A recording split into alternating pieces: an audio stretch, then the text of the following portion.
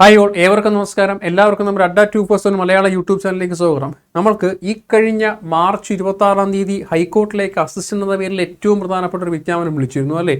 May 2 application അയക്കേണ്ട അവസാന date ആയിരുന്നു. 500 രൂപയായിരുന്നു ഫീസ്. ഒരുപാട് പേര് ആപ്ലിക്കേഷൻ അയച്ചിട്ടുണ്ട്. മാത്രമല്ല ഇന്ന് ഉയർന്ന ഏറ്റവും പ്രധാനപ്പെട്ട ഡൗട്ട് എന്താണ്, ഈ പരീക്ഷയ്ക്ക് ഇന്ന് മുതൽ പഠിച്ചു തുടങ്ങിയാൽ മതിയോ? എന്താ ഇപ്പം അങ്ങനെ ഡൗട്ട് ഉണ്ടാവാനുള്ള കാരണം എന്ന് ചോദിച്ചു കഴിഞ്ഞാൽ നമുക്കറിയാം, നമ്മുടെ കേരള PSCയുമായി ബന്ധപ്പെട്ട് ഡിഗ്രി പ്രിലിംസുമായി ബന്ധപ്പെട്ട് 2 ഫേസ് പരീക്ഷ കഴിഞ്ഞ ആളുകൾ വെയിറ്റ് ചെയ്യാൻ അടുത്ത പരീക്ഷ പ്രിപ്പറേഷന് വേണ്ടി.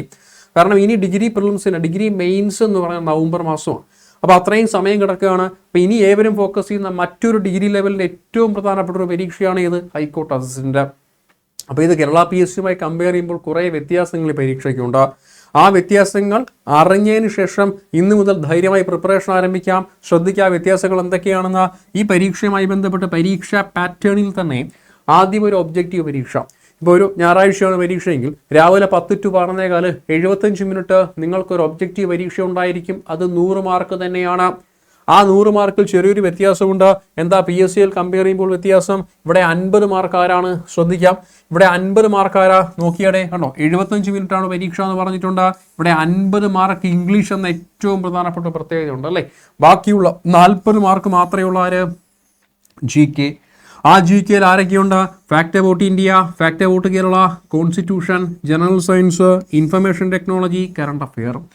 അവിടെ PSCയുമായി കമ്പയർ ചെയ്യുമ്പോൾ ഏറ്റവും പ്രധാനപ്പെട്ട വ്യത്യാസം, ഒന്നാമത്തെ വ്യത്യാസം എന്താണ്? PSCയിൽ ഇംഗ്ലീഷ് 10-20 മാർക്കിനാണെങ്കിൽ ഇവിടെയോ 50 മാർക്കിന് ഉയർത്തപ്പെട്ടിരിക്കുന്നു. 2 GKയുമായി കമ്പയർ ചെയ്യുമ്പോൾ 40 മാർക്കാണ് GK എങ്കിൽ കേരള PSCയിൽ നമുക്ക് 60-70 മാർക്കോളം GK പോകാറുണ്ട്. ഇവിടെ 40 മാർക്കേ ഉള്ളൂ. ഇനി മറ്റൊരു വ്യത്യാസമുള്ളത്, GKയിൽ സബ് ടോപ്പിക്കിൻ്റെ എണ്ണം കൊടുത്തിട്ടില്ല. അത് മുൻകാല ചോദ്യപേപ്പറിൽ നിന്ന് മനസ്സിലാക്കാൻ മാത്രമേ കഴിയൂ. അല്ലാതെ inch by inch, history 5, geography 5 എന്ന് കേരള PSCയിൽ പറയുന്ന പുതിയ പാറ്റേൺ ഹൈക്കോർട്ട് ആവർത്തിച്ചിട്ടില്ല.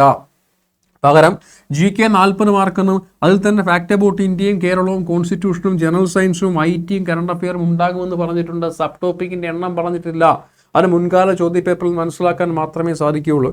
മൂന്നാമത്തെ ഏറ്റവും പ്രധാനപ്പെട്ട പോയിന്റ് നോക്കൂ, മാത്സ് ആൻഡ് റീസണിങ് 10 മാർക്ക്. PSCയിലുള്ള പോലെ തന്നെ മാത്സ് ആൻഡ് റീസണിങ് 10 മാർക്ക് തന്നെ, കുഴപ്പമില്ല.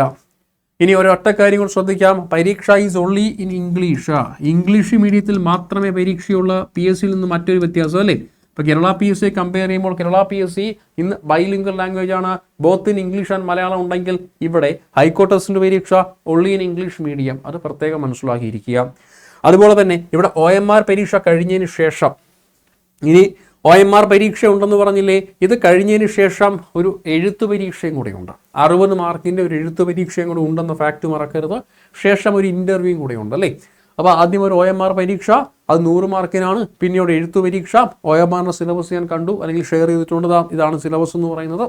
ശേഷം ഒരു എഴുത്ത് പരീക്ഷയുടെ സിലബസ് ഇപ്പോൾ നമുക്ക് ഷെയർ ചെയ്യാം. 60 മാർക്കാണെന്ന് അറിഞ്ഞിരിക്കാം. ഇൻ്റർവ്യൂ 10 മാർക്കാണ്. അങ്ങനെ ടോട്ടലി 170 മാർക്കിനാണ് നിങ്ങളുടെ റാങ്ക് ലിസ്റ്റ്. ടോട്ടലി 170 മാർക്കിനാണ് റാങ്ക് ലിസ്റ്റ് എന്ന് അറിയുക. ഇനി ഓരോന്നായിട്ട് ഒന്നും കൂടെ പറയാം. ഒബ്ജക്റ്റീവ് ടെസ്റ്റ് ഉണ്ട്, അതിൻ്റെ സിലബസ് ആണ് ഈ കൊടുത്തിരിക്കുന്നത്. അത് 75 മിനിറ്റ് ആണ്. 100 മാർക്കിനാണ് പരീക്ഷ. നിങ്ങളുടെ -.25 ആണെന്ന് പറഞ്ഞിരിക്കുക കേട്ടോ. കേരള PSCയിൽ ഒരു ക്വസ്റ്റ്യൻ തെറ്റിയാൽ നിങ്ങൾക്ക് 0.33 മാർക്ക് നഷ്ടപ്പെടുമ്പോൾ ഹൈക്കോർട്ട് അസിസ്റ്റന്റ് പരീക്ഷയ്ക്ക് അത് 0.25 മാത്രമേ ഉള്ളതൊരു വ്യത്യാസം കൂടെ അറിഞ്ഞിരിക്കുക. ഇനി പറയട്ടെ, എഴുത്ത് പരീക്ഷൻ്റെ സിലബസ് ആ ഒഫീഷ്യൽ നോട്ടിഫിക്കേഷൻ തന്നെയുണ്ട്.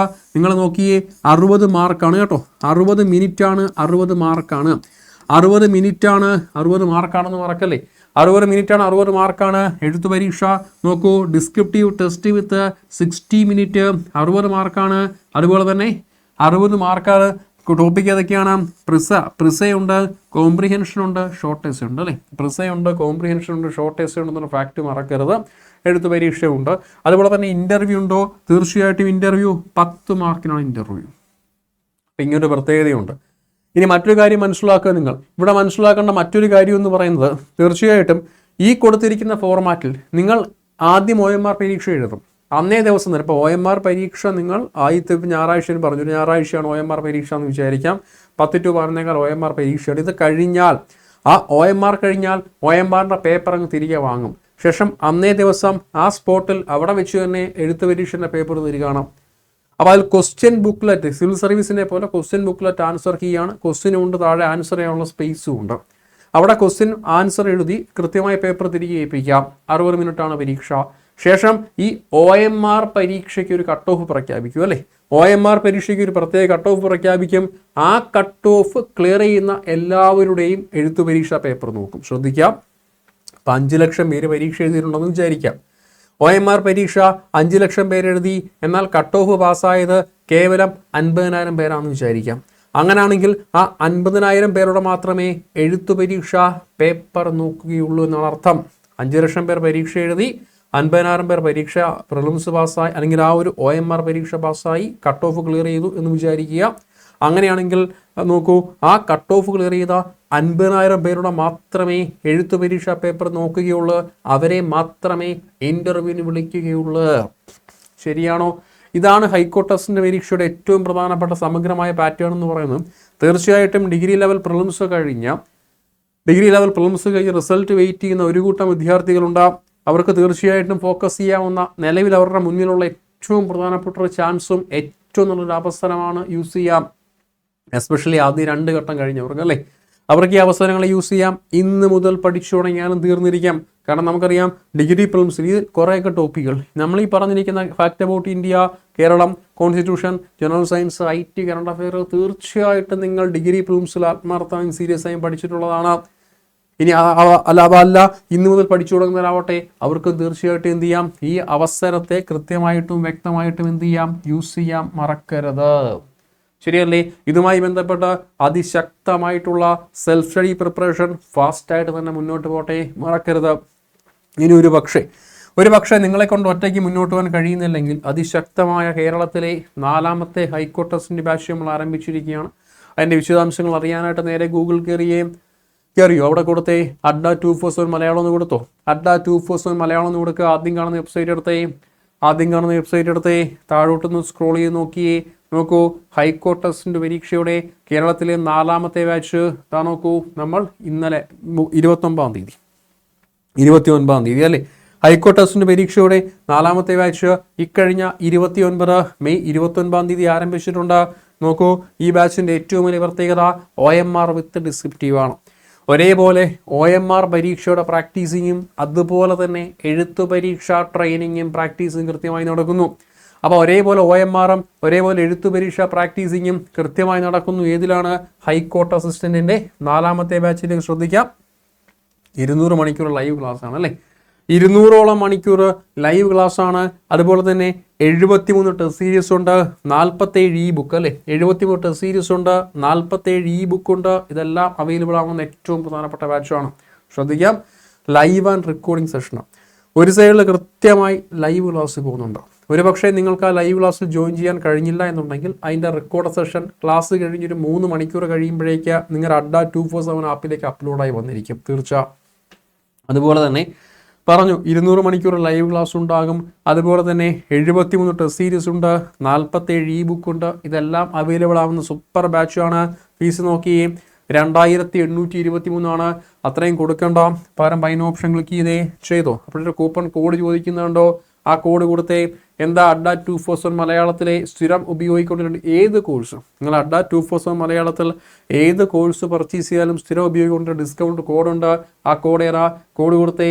യെല്ലോയിൻ്റെ വൈ കൊടുത്തോ. ഇനി കോഡ് കൊടുത്തേ 364. ഇനി അപ്ലൈ കൊടുത്തു അല്ലേ. അപ്പോൾ യെല്ലോയിൻ്റെ വൈ കൊടുക്കുക. ഇനി ഉപയോഗിക്കാം Y364 എന്ന ഡിസ്കൗണ്ട് കോഡ് കൊടുത്തായിരുന്നു. യെല്ലോയിൻ്റെ വൈ കൊടുക്കുക, ശേഷം കൊടുക്കാം 364 Y364 എന്ന് കൊടുത്തായിരുന്നു. അപ്ലൈ കൊടുക്കണം.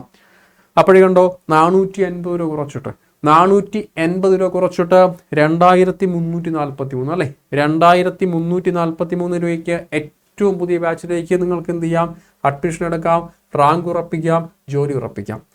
മാത്രമല്ല യൂട്യൂബ് ക്ലാസ് കണ്ടുകൊണ്ടിരിക്കുന്ന എല്ലാവരും നമ്മുടെ യൂട്യൂബ് ചാനൽ കൃത്യമായി സബ്സ്ക്രൈബ് ചെയ്യുക. തൊട്ടപ്പുറത്ത് ബെൽ ബട്ടൺ ക്ലിക്ക് ചെയ്ത് വെയിറ്റ് ചെയ്യുക.